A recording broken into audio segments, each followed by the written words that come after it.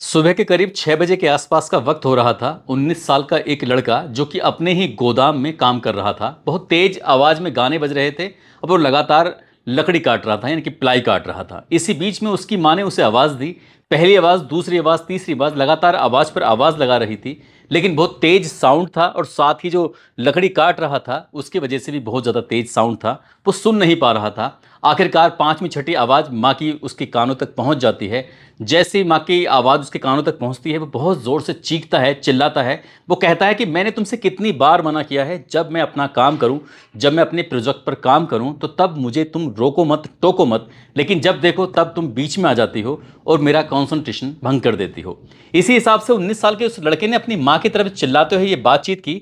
माँ ने कहा, बेटा बस मैं तो ये पूछ रही थी, सुबह के 6 बजे हैं और तुम इतनी तेज़ आवाज़ में गाने सुन रहे हो, साथ ही ये लकड़ी क्यों काट रहे हो, मेरी तो ये समझ में नहीं आ रहा। वो अपनी माँ को डांटते हुए कहता है कि तुम यहाँ से चली जाओ। माँ यहाँ से चली जाती है, लेकिन माँ को जाते हुए कहता है कि किसी से भी कहना यहाँ ना आए, मुझे अपना काम करने दे। बस 5-6 घंटे बीत जाते हैं। दरअसल उसने इस 5-6 घंटों में 5 ताबूत तैयार किए थे और 5 ताबूत तैयार करने का सिर्फ एक ही मकसद था कि उन पांचों ताबूतों के अंदर एक एक लाश उसके अंदर पैक करे। उसके बाद आगे जो होगा वो देखा जाएगा। लेकिन लगभग 4 महीने बीत जाते हैं। उनमें से एक व्यक्ति निकल कर बाहर आता है, पुलिस स्टेशन जाता है और पूरी कहानी सुनाता है। जब ये कहानी सामने आती है तब पूरे प्रदेश भर में हंगामा खड़ा हो जाता है कि आखिरकार 19 साल के उस लड़के ने ऐसा क्यों किया। आज की इस कहानी के माध्यम से ये जानने की, ये समझने की कोशिश करते हैं कि आखिरकार उस लड़के ने वो कत्ल क्यों किए थे और कत्ल के पीछे की असली वजह क्या थी और कैसे वो पकड़ा जाता है।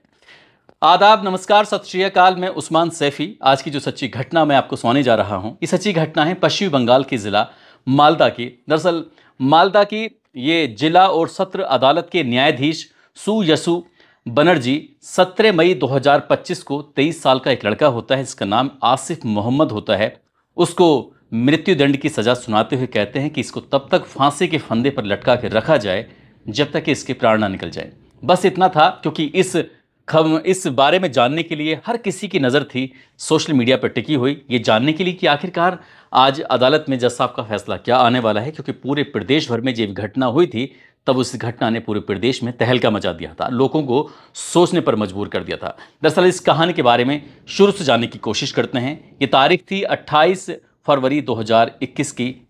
दोपहर लगभग 12 बजे के आसपास का वक्त हो रहा था। मालदा सिटी से लगभग 25 किलोमीटर दूर एक गांव लगता है। गांव का नाम है 16 माइल। दरअसल 16 माइल में एक घर है जो बड़ा सा घर है। पास में ही 2 मंजिला एक गोदाम है और इस घर के अंदर 6 सदस्य रहते हैं।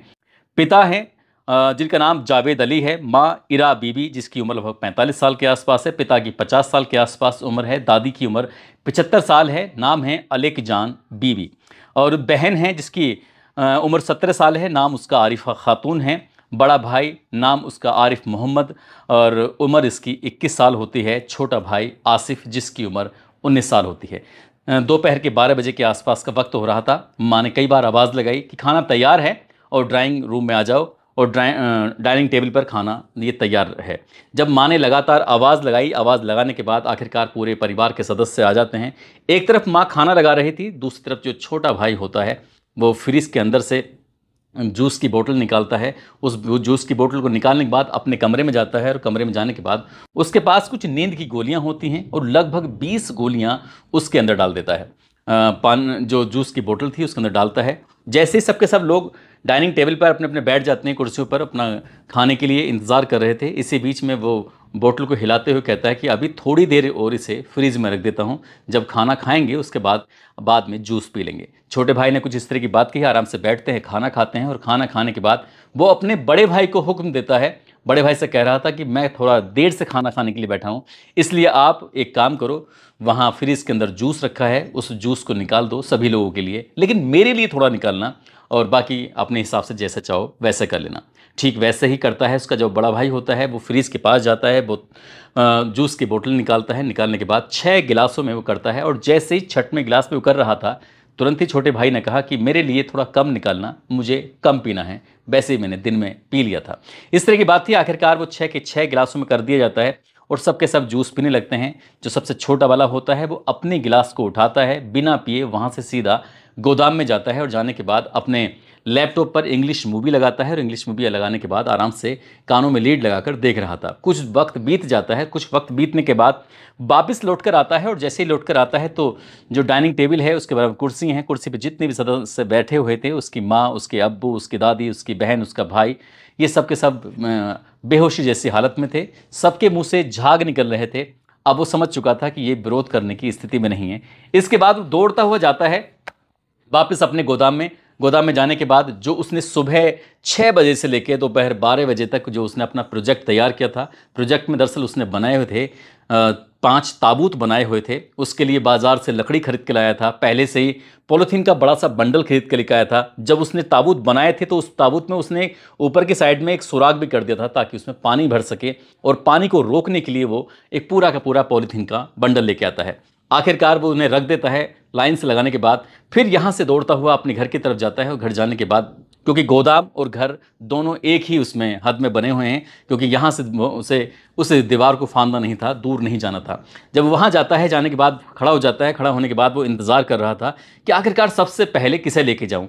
तभी अपने बाप की तरफ चिल्लाता हुआ, गुस्से में बुदबुदाता हुआ कहता है कि तुम हमेशा मुझ पर चीखते थे, चिल्लाते थे, देखता हूँ आज तुम मुझ पर कितना चीखोगे, कितना चिल्लाओगे। अपने बाप को घसीटते हुए सीधा उस गोदाम की तरफ लेके जाता है, ताबूत के पास लेके जाता है। ले जाने के बाद उसे लग रहा था कि अभी तो मुंह से झाग निकल रहे हैं, हो सकता है कि जिंदा हों इसलिए विरोध कर सकते हैं। इसलिए सबसे पहले उसने उसके हाथ बांधे, पैर बांधे, मुंह पे टेप लगाया ताकि चीख ना सके, चिल्ला ना सके। क्योंकि वो पांचों के पांचों ताबूत को बिल्कुल पूरी तरह से तैयार कर चुका था। उसने पॉलिथीन इस हिसाब से लगा चुका था ताकि जब वो ऊपर से पानी डालेगा तो वो पानी रिसे नहीं, बाहर ना निकले। लेकिन उसने जैसे ही अपने पिता को उस ताबूत के अंदर पैक किया, उसके बाद जो उसका ढक्कन था उस पर उसने कील लगाया और उस पूरी तरह से उसने पैक कर दिया। इसके बाद उसने पहले उस ताबूत को देखा। देखने के बाद क्योंकि उसमें पानी डाल रहा था कि पानी बाहर तो नहीं जा रहा है, उसका प्रयोग सफल हो जाता है। पानी निकल तो रहा था लेकिन बहुत ज़्यादा नहीं। इसके बाद वो फिर वापस घर में जाता है, अपनी माँ को लेके आता है। माँ से कहता है कि माँ, अब्बू के पास में ही लेटी रहोगी तो ज़्यादा बढ़िया रहेगा, इसलिए अब्बू के पास चलते हैं। अपनी माँ को भी उठाकर लेके आता है। लाने के बाद जैसे अपने पिता को उसने ताबूत के अंदर पैक किया था, ठीक उसी अंदाज में, उसी तरीके से अपनी माँ को भी उसने ताबूत के अंदर पैक कर देता है। और पैक करने के बाद उसको भी ढक देता है और उसके अंदर भी पानी छोड़ देता है। मुंह पे टेप लगा हुआ था, हाथों पे भी उसे टेप लगा हुआ था, पैरों भी को भी टेप से बांध रखा था ताकि ये अगर जाग जाए तो विरोध ना कर सकें, चीख ना सकें, चिल्ला ना सकें। आखिरकार फिर से जाता है, फिर अपनी बहन को लेकर आता है। बहन से कहता है कि तुम्हारी शादी के लिए पिता ने 10 लाख रुपए इकट्ठा किए थे और बिल्कुल पूरी तैयारी कर रखी थी। वैसे भी तुम अभी 15 साल की हो, कई साल बाकी थे, लेकिन पिता को बहुत ज़्यादा जल्दी थी तुम्हारी शादी के लिए। अब तुम्हारी कब्र के अंदर ही तुम्हारी शादी होगी, तुम बिल्कुल टेंशन मत लो। इस तरह की बातचीत करते हुए अपनी बहन को भी लेके आता है और लाकर उसमें रख देता है। अब चौथे नंबर पर जाता है और चौथे नंबर जाने के बाद अपनी दादी, क्योंकि दादी की उम्र लगभग 75 साल के आसपास है, शरीर उनका बहुत भारी हो रहा था, इसलिए अपनी दादी को उठाने में बड़ा असमर्थ हो रहा था। समझ नहीं पा रहा था कि ताबूत तक अपनी दादी को कैसे लेके जाए। तभी उसने अपनी दादी के पैरों में रस्सी बांधता है और रस्सी बांधने के बाद जिस तरह से किसी भारी वस्तु को खींचते हैं, उसने कंधे पर रस्सी डालकर उसको खींचना शुरू कर दिया। आखिरकार दादी को खींचते हुए सीधा ताबूत के पास लेके जाता है और दादी के साथ भी बिल्कुल ऐसे ही करता है जैसे क्या उसने अपने पिता के साथ किया था। यानी कि पैरों को बांधता है टेप से, हाथों को भी बांध देता है, साथ ही मुंह पर टेप लगा देता है, वो बहुत चीख ना सके, चिल्ला ना सके।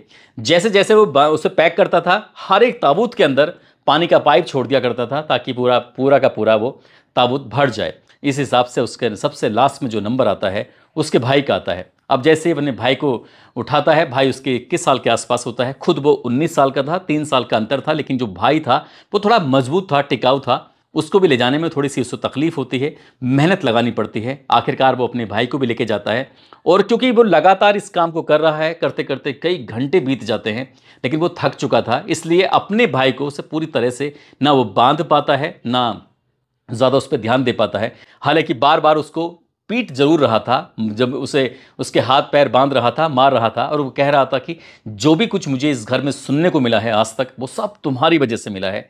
इसलिए अपने भाई के साथ वो वैसे ही पैक करता है जैसे माँ, जैसे दादी, बहन, इन सबको पैक किया था। आखिरकार पैक करने के बाद उसको बंद कर देता है। अब वो हार जाता है, थक जाता है। शाम के 7 बज जाते हैं। ये 28 फरवरी 2021 का वाकया है। जब शाम के 7 बज जाते हैं, अचानक ही कुछ देर के बाद वो थका हुआ है, कोने में बैठा हुआ कुछ खा पी रहा था, और उसके बाद उसे देखता क्या है कि 5 ताबूत में से एक ताबूत है जो हिल रहा था, डुल रहा था।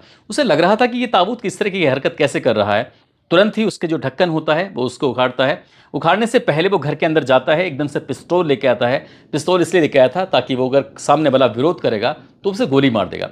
आखिरकार उसे जैसे उसने पिस्तौल से उसको अपने जो भाई था, क्योंकि भाई का ताबूत था जो हिल रहा था, डुल रहा था, और उसे जैसे ही उसने पिस्तौल लगाई क्योंकि उसे मारने के लिए, तो उसने कुछ रिक्वेस्ट करना शुरू कर दिया। रिक्वेस्ट करते करते आखिरकार जब वो पूरी ताकत लगाता है तो उसके हाथ खुल जाते हैं, क्योंकि वो उसकी जो हाथों पर टेप था वो पूरी ताकत से, पूरी सही से उसको शायद बांध नहीं पाया था। वो उठ के खड़ा हो जाता है, अपने हाथ पैर खोलता है, मुंह से टेप हटाता है और हटाने के बाद अपने भाई से पूछता कि आखिरकार तुमने ऐसा क्या दिया था कि सबके सब लोग एकदम बेहोश हो गए थे, ये हुआ क्या था? पूरी कहानी जानने की कोशिश कर रहा था। तब वो अपने भाई से गुस्से में बुदबुदाते हुए कहता है कि जो भी कुछ इस घर में होता है वो तुम्हारी वजह से होता है। बातचीत करते करते अपने भाई से शांत करने की कोशिश कर रहा था, कह रहा था कि बैठ जाओ, इस तरह की बात थी। लेकिन अचानक से मौका लगता है, जो बड़ा भाई था उसने छोटे भाई को उठाकर एकदम से पटक दिया और उसके हाथ से वो पिस्तौल छीन ली थी। आखिरकार पिस्तौल छीन ली। उसके बाद फिर इन दोनों में काफ़ी देर तक जद्दोजहद होती रहती है। वो अपने भाई से कहता है कि अगर तुमने कुछ भी करने की कोशिश की तो शायद तुम्हें इस बात का अंदाज़ा नहीं है मैं क्या कर सकता हूँ। जैसे ही छोटे भाई ने बड़े भाई को इस तरह की बात कही तो उसने कहा कि तुम क्या कर सकते हो? उसने कहा कि मेरे पास तुम्हारा वीडियो है। दरअसल कुछ दिन पहले की बात है। उसकी गर्लफ्रेंड होती है जिसका नाम सुल्ताना होता है। सुल्ताना घर पर आई हुई थी। दोनों ही आपत्तिजनक स्थिति में थे, न्यूड अवस्था में थे। तभी मौका पाते ही उसने अपने भाई की और उसकी गर्लफ्रेंड की न्यूड वीडियो बना ली थी, अपने उस मोबाइल में उसको सेव कर लिया था। उसने कहा था कि अगर तुमने कुछ भी करने की कोशिश की तो मैं इसे अलग अलग ग्रुपों में डालकर वायरल कर दूंगा और तुम्हें किसी को मुंह दिखाने लायक नहीं छोड़ूंगा। आखिरकार भाई डर जाता है। उसके बाद वो पिस्टल वापस उसके पास आती है। वो कहता है कि अगर तुम बच ही गए हो तो जितनी जल्दी हो सके यहाँ से भाग जाओ। यदि तुम यहाँ से नहीं भागे तो देख लेना मैं क्या कर सकता हूँ। बड़ा भाई छोटे के दबाव में आ जाता है। आखिरकार वो घर से निकलता है तो छोटा भाई उसको बाकायदा 20,000 रुपये देता है कि जाओ यहाँ से निकल जाओ। लेकिन तब तक रात के 9 बज चुके थे। आखिरकार वो यहाँ से भाई चला जाता है, एक गाड़ी पकड़ता है, कलकत्ता निकल जाता है। अब यहाँ जो मौके पर जो छोटा वाला भाई है आसिफ जिसका नाम है, आसिफ सोचता है कि अब मैं इन ताबूतों का क्या करूँ, क्योंकि वो पहले से ही उसके ढक्कन खुल चुके थे। बड़े भाई ने उन ढक्कनों को अपने ही सामने खोला था, क्योंकि जब उसे पूरा प्रेशर में ले लिया था। आखिरकार अब उसने उनकी लाशों को ठिकाने लगाने की जब कोशिश करता है तो सबसे पहले वो अपने ही उस गोदाम के अंदर 6 फुट गहरा एक गड्ढा खोदता है। साथ ही उसकी जो चौड़ाई होती है वो लगभग 12 या 13 फुट के आसपास होती है। उस गड्ढे को खोदता है और ऐसा करते करते उसे सुबह के लगभग 4 बज जाते हैं। 1 मार्च 2021 की सुबह लगभग 4 बजे के आसपास तक ये वाक़या हो जाता है। वो गड्ढा खोदता है और घंटों तक उसमें लगा रहता है, लेकिन तेज़ आवाज़ में वो गाने सुन रहा था। गाने सुनते सुनते ये सब अपना काम कर रहा था, क्योंकि इस घर से हमेशा ही गानों की आवाज़ आती थी। इस गोदाम से हमेशा ही बहुत तेज़ साउंड की आवाज़ आया करती थी। इसलिए अड़ोसी पड़ोसियों को कोई मतलब नहीं था, उन्हें इस बात का कोई खबर भी नहीं थी कि चल क्या रहा है। जो उसने अपने पिता की, अपने माँ की, अपनी दादी की, अपनी बहन की जो लाश थी लगभग 6 फुट गहरे गड्ढे में दबाकर उसको बिल्कुल पूरी तरह से प्लान कर देता है। और सुबह के लगभग 4 बज जाते हैं। उसके बाद वो आराम से हार थक कर सो जाता है। सुबह के लगभग 9 बजे के आसपास का वक्त हो रहा था। पड़ोसी एक होते हैं, नौशाद नाम के एक व्यक्ति हैं। नौशाद लगातार नॉक कर रहे थे घर के दरवाजे पर, आवाज़ लगा रहे थे। तब जाकर ये जागता है और जागने के बाद गुस्से वाले अंदाज में कहता है, क्या बात है, तुम क्यों चिल्ला रहे हो? तभी वो पूछते हैं कि तुम्हारे अम्मी या तुम्हारे अब्बू, उनसे बात करनी है, कोई ज़रूरी काम है। वो कहता है कि तुम्हें पता नहीं है, वो अमेरिका चले गए।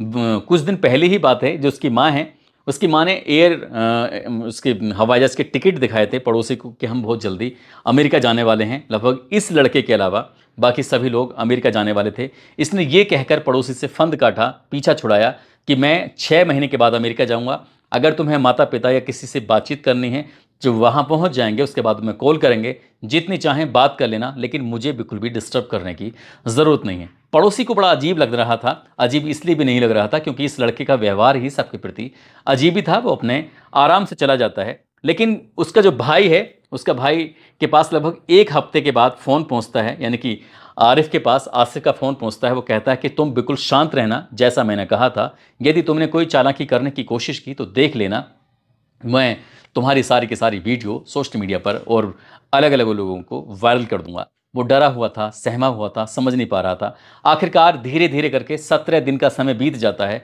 17 दिन का समय बीत जाता है। उसके पास जो पैसे थे वो पैसे ख़त्म हो चुके थे।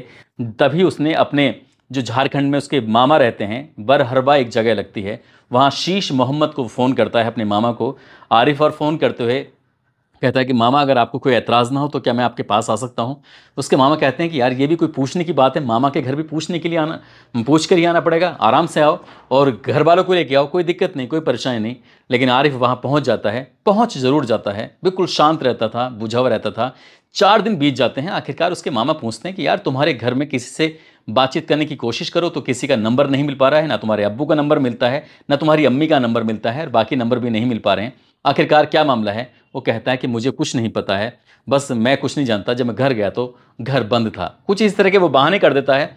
आखिरकार जो उसका मामा था, क्योंकि उसकी जिज्ञासा बिल्कुल भी शांत नहीं हो रही थी, आखिरकार छोटे वाले को फ़ोन लगाता है। फ़ोन लगाने के बाद पूछता है, अपने अम्मी अब्बू वगैरह से बातचीत कराओ। वो कहते हैं कि वो अमेरिका जा चुके हैं, अब सब लोग जानते हैं, बार बार मुझे क्यों परेशान कर रहे हो। इसलिए छोटे वाले का व्यवहार कुछ अकड़ू टाइप का था, गुस्से में वो रहता था। अपने मामा को भी कुछ इस तरह से झाड़ते हुए, डांटते हुए इसी तरह से बात करता है कि जब वहाँ अमेरिका पहुँच जाएंगे आराम से बातचीत करेंगे, जितनी चाहें उतनी बात करना, लेकिन मुझे बिल्कुल भी परेशान मत करना। आखिरकार जब घर वाले यहाँ है नहीं, भाई है नहीं, पूरी की पूरी फैमिली मर चुकी है, वहीं पास में ही एक होटल था कुछ दूरी पर, तो उसे फ़ोन करता है। फ़ोन करके कहता है कि मैं बिल्कुल अकेला रहता हूँ, मेरे अम्मी मेरे अब्बू वगैरह सब यहाँ से अमेरिका जा चुके हैं, इसलिए आप हो सके तो मेरे लिए खाना पहुँचा देना, दोनों वक्त का खाना, और जितने भी पैसे लगें पैसे की बिल्कुल भी टेंशन लेने की ज़रूरत नहीं है। जब इस तरह की बात कही जाती है तो होटल वाला उसे वक्त पर खाना पहुँचा दिया करता था, सुबह शाम इस तरह से वो खाना लेकर आते थे जाते थे, और धीरे धीरे करके ऐसे ही वक्त आगे बढ़ रहा था। धीरे धीरे करके वक्त आगे बढ़ रहा था, लगभग 3.5 महीने का वक्त हो जाता है। इसी बीच में ये आसिफ अपने मामा शीश मोहम्मद को फ़ोन करता है। झारखंड के बरहरवा एक जगह लगती है। फ़ोन करके कहता है कि मामा जी, हमने जो अपना घर बनाया था तो आपसे 2,80,000 रुपये उधार लिए थे, आप आओ और अपने पैसे लेकर चले जाओ। जैसे ही लड़के ने ये बात कही, उसका मामा खुश हो जाता है। उसने कहा कि ठीक है, अगर पैसे मिल रहे हैं तो इसमें बुराई क्या है। लेकिन 3-4 दिन के बाद जाता है, जब 3-4 दिन के बाद जाता है, दरवाजे को नॉक करता है। दरवाजे को नॉक करने के बाद उसमें आवाज़ लगाता है, पूछा जाता है कौन? वो कहता है कि मैं शीश मोहम्मद, तुम्हारा मामू आ गया हूँ। जब मामू तुम के बारे में बात की जाती है, उसने कहा कि मैंने तुमसे कहा था पैसे लेने के लिए आ जाओ, जिस दिन मैंने कहा था आप उस दिन क्यों नहीं आए? यानी कि अब 3-4 दिन के बाद आए हो, इस तरह के, अब पैसे नहीं मिलेंगे, अब यहाँ से जाइए, इस तरह की बात वो कहते हैं कि यार मैं तुम्हारा मामा लगता हूँ, तुम मुझसे ऐसे कैसे बातें कर सकते हो? मैंने पहले फ़ोन किया था तब भी तुमने मुझसे इसी तरह से बातचीत की थी। वो कहता है कि मैंने तुमसे कहा कि यहाँ से चले जाओ, जिस दिन मैं अगली बार फ़ोन करूँगा उस दिन पैसे लेने के लिए आ जाना। जानते नहीं हो मैं कितना ख़तरनाक आदमी हूँ, मैं क्या कर सकता हूँ। जब इस तरह की बात थी, मामा को वाक़ई उस दिन बहुत ज़्यादा अजीब लगा था, क्योंकि उसने उससे पहले कभी इस तरह की धमकी नहीं दी थी, इस तरह की बात नहीं कही थी। यहाँ से निकलता है, सामने ही पड़ोसी था नौशाद, उसने सुन लिया, क्योंकि उसके लिए भी, मामा के लिए दरवाज़ा नहीं खुला था और पड़ोसी नौशाद के लिए भी दरवाज़ा नहीं खुला था। आखिरकार पड़ोसी से बातचीत करता है और पड़ोसी कहता है कि मैं भी देख रहा हूँ ये अक्सर घर में ही रहता है, किसी से बातचीत नहीं करता, एकदम बुझा सा रहता है, आप देख लीजिए क्या करना है। अब यहाँ से वो चला जाता है, वो सीधा अपने घर पहुँचता है और घर जाने के बाद बड़े वाले भांजे यानी कि आरिफ से पूछता है कि आरिफ मुझे सच से बताओ, तुम्हारे अम्मी तुम्हारे अब्बू कहाँ पर हैं? 3.5 महीने से ज़्यादा का वक्त हो चुका है और उनसे ना कोई बातचीत हो पा रही है, उनके नंबर भी बंद आ रहे हैं। आखिरकार पूरा मामला क्या है? जब कुछ देर तक आखिरकार आरिफ से पूछा जाता है तो आरिफ टूट जाता है। वो कहता है कि 28 फरवरी 2021 की बात है कि अम्मी अब्बू बहन और दादी का उसने कत्ल कर दिया था। मैंने अपनी आंखों से ताबूत के अंदर उनकी लाशें देखी थी। जब इस तरह की बातें थी तो उसका मामा भी सहम जाता है। सीधा वो पहुंच जाते हैं, एक ये थाना लगता है कालिया चक, वहाँ जाते हैं। वहाँ जाने के बाद एसएचओ से बातचीत करते हैं, कहते हैं कि कुछ इस तरह की बात है, हमें क्या करना चाहिए क्या नहीं। और वो तारीख थी 19 जून 2021 की रात, लगभग 8 बजे के आसपास।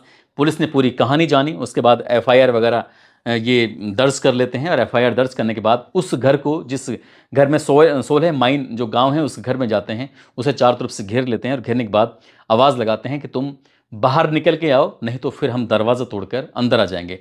लड़के ने दरवाज़ा खोला नहीं, इसलिए दरवाज़ा तोड़ा जाता है। पुलिस जब अंदर जाती है, अंदर जाने के बाद उससे पूछा जाता है कि तुम्हारे घर वाले कहाँ हैं, उनके बारे में जो भी है सच सच बताओ। तो वो शुरुआत में तो वो जैसे हर मुलजिम, हर अपराधी इस तरह की बातें करता है, तो शुरुआत में वैसी बातें कर रहा था। लेकिन पुलिस ने जब उससे सख्ती से पूछना शुरू किया है, तब वो बताने लगता है कि मैंने उन्हें मारकर दबा दिया है। अब पुलिस वालों ने पूछा कि मारकर तुमने कहाँ दबाया है? तो जो बड़ा सा गोदाम था, उस गोदाम में एक जगह बताता है कि यहाँ पर कई पुलिस वाले लगातार घंटों तक गड्ढा खोदते रहते हैं, मजदूरों की मदद लेते हैं। आखिरकार गड्ढा खुद जाता है, लेकिन जितनी गहराई में गड्ढा खुद रहा था, कुछ हाथ नहीं लग रहा था। पुलिस वाले थोड़े से परेशान हो जाते हैं कि इतनी देर से मेहनत कर रहे हैं और कुछ भी मिलता नहीं है। तभी फिर से पुलिस उससे सख्ती से पूछताछ करती है और कहती है कि अब की बार अगर तुमने सही जगह नहीं बताई तो देख लेना, हम तुम्हारे हाथ पैर पूरी तरह से तोड़ कर डाल देंगे। आखिरकार उसके पास बचने का कोई चारा नहीं था और उसने बताया कि ये सही गड्ढा है, आप यहाँ पर खोद दीजिए। आखिरकार गड्ढा खोदा जाता है। खोदने के बाद लगभग 6 फुट की गहराई के बाद पता चलता है कि उसमें 4 लाशें थीं। 4 लाशें थीं। उन 4 लाशों को बाहर निकाला जाता है, लेकिन लाशों की हालत बिल्कुल कंकाल का रूप बन चुकी थी, वो बिल्कुल बेकार हो चुकी थी।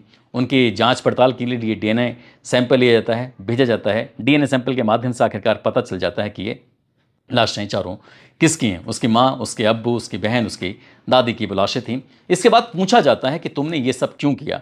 तब उसने बताना शुरू किया कि मेरे घर में मुझे हर चीज़ के लिए बड़ी जद्दोजहद करनी पड़ती थी। दरअसल उसने ज़िद करके उसने कहा कि हाई स्कूल के बाद उसने एक कोर्स किया था और कोर्स करने के बाद दरअसल वो रिसर्च करता रहता था और रिसर्च का उसका मकसद ये था कि वो अपने पिता से कहता था, एरोनॉटिक्स एक कंपनी है नासा, यानी कि उसमें उसको एक प्रोजेक्ट मिला है, अगर वो उस प्रोजेक्ट में शामिल होगा तो उसको देखना कि पूरी दुनिया में उसका नाम होगा, लेकिन कुछ पैसे लगेंगे। जब पिता से पैसे मांगे तो उसने पैसे से मना कर दिया, लेकिन उसने जब जिद की कि 23 लाख रुपये हर हाल में चाहिए, आखिरकार उसके पिता को ज़मीन बेचनी पड़ जाती है और 23 लाख रुपये का इंतज़ाम कर लिया जाता है। हालांकि वो नासा तो नहीं जा पाया था, लेकिन बाद में उससे पहले भी उसने जो अपने कुछ गैजेट्स वगैरह जैसे कि लैपटॉप है, मोबाइल है या कुछ और चीज़ें खरीदनी थी, तब वो घर वालों ने दिलवाने से मना कर दिया था, तो गुस्से में घर छोड़कर चला गया था। जब वापस लौट कर आया तो माँ ने कहा कि ये बच्चा है, इस तरह से जाता रहेगा तो किसी दिन ऐसा ना हो कि कोई बुरी खबर मिले, इसलिए जो कहता है इसकी बात मान लो। तब लैपटॉप और उसके लिए मोबाइल या उसके जो गैजेट्स थे वो सब चीज़ दिलवाई जाती हैं। और इसी तरह से उसने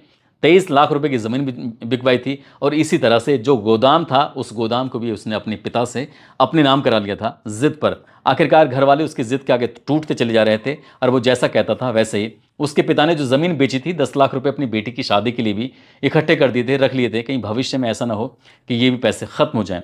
आखिरकार जब वो लगातार दिन रात उस गोदाम में पड़ा रहता था, कुछ ना कुछ करता रहता था, तो उसे जब नींद नहीं आती थी तो एक दिन अपने अब्बू से बोलता है कि अब्बू मुझे नींद नहीं आती, क्या मुझे कुछ ऐसी गोलियां दिलवा दो जिससे जब मैं चाहूँ तो सो जाऊँ। उसके अब्बू उसको खुद एक मेडिकल पे लेके जाते हैं और कहते हैं कि जब ये गोली मांगे तो उसे दे देना। दरअसल वो गोली लेने के लिए जाया करता था और एक दिन भारी मात्रा में गोली लेके आ जाता है। जिस दिन 28 फरवरी 2021 को उसने अपने परिवार को बेहोशी की गोलियां दी थीं, तो वो गोलियां असल में उसके पिता की मर्जी से ही पहले ही क्योंकि मिलती रहती थीं, उसने उसका इस्तेमाल किया। उसके बाद अपने परिवार का उसने कत्ल कर दिया। ये 26 अगस्त 2021 को मालदा सेशन कोर्ट में चार्जशीट दाखिल की जाती है। दोनों तरफ के वकील, एक वकील होता है जो इसे बचाने की कोशिश कर रहा था, एक वकील होता है जो इस मामले में बिल्कुल सारे तथ्य जोड़कर वो बता रहे थे कि इसने कितना हीनियस क्राइम किया है। आखिरकार तारीख पर तारीख पड़ती हैं। उसके बाद फिर 16 मई 2025 को इसको दोषी करार दे दिया जाता है आसिफ को, और दोषी करार देने के बाद ठीक अगले दिन 17 मई 2025 को जो जज साहब होते हैं उसको मृत्यु दंड की सज़ा सुनाते हैं और कहते हैं कि इसे तब तक फांसी के फंदे पर लटका के रखा जाए जब तक कि इसके प्राण ना निकल जाए। आखिरकार इसके फिलहाल वो मालदा की जेल में बंद है और इंतज़ार कर रहा है। हाई कोर्ट में भी मामला लंबित है। हाई कोर्ट के बाद अभी सुप्रीम कोर्ट है, सुप्रीम कोर्ट के बाद अभी राष्ट्रपति है। जब तक ये फाइल इसकी राष्ट्रपति तक पहुंचेगी तब तक शायद इसकी ज़िंदगी के हो सकता है कि 50 साल बीत जाएं, 40 साल बीत जाएं, क्योंकि हमारे देश का कानून कितना धीरे धीरे काम करता है आप सहज ही अंदाज़ा लगा सकते हैं। लेकिन जिस तरह का इसने अपराध किया है वाकई इसको कम से कम समय में फांसी ज़रूर हो जानी चाहिए ताकि समाज को एक संदेश जाए। क्योंकि जब ये घटना होती है तो लोग सोचने पर मजबूर थे कि आखिरकार एक 19 साल का लड़का इतना बड़ा क्राइम कैसे कर सकता है। जब इससे पूछा जाता है तो बताता है कि इसने इंग्लिश फिल्में देखी थी और वहीं से इसको आइडिया आया था किस तरह से अपने परिवार को ये ठिकाने लगाएगा। दोस्तों, इस पूरे घटनाक्रम को सुनाने का उद्देश्य किसी को परेशान करना नहीं है, किसी का दिल दुखाना नहीं है, बल्कि आपको जागरूक करना है, आपको सचेत करना है। और जाते जाते ये कोटपुतली के रहने वाले हैं शशिकांत मीणा, शिकोहाबाद के रहने वाले हैं यश प्रताप सिंह और राम रतन सिंह। आज इनका जन्मदिन है। इनको जन्मदिन की ढेरों सारी शुभकामनाएं, बहुत बहुत मुबारकबाद। कुछ लोगों ने नाम लेने की अपील की है, जिसमें सानिया कुमारी हैं, अलीना खातून, राम बली पासवान, गजेंद्र सिंह, मोहम्मद हसन, रुबीना परवीन, महेंद्र सिंह, अफजल हाशमी, सुशील यादव, मनोज गुप्ता, इरफान अंसारी, सत्य मंडल, तारीफ सैफी, जुबैर अंसारी, विक्रम सिंह, अमनदीप बिश्नोई, निर्मला जोशी, साबिर मलिक। आप सब लोग अपना ख्याल रखें, सुरक्षित रहें। जय हिंद, जय भारत।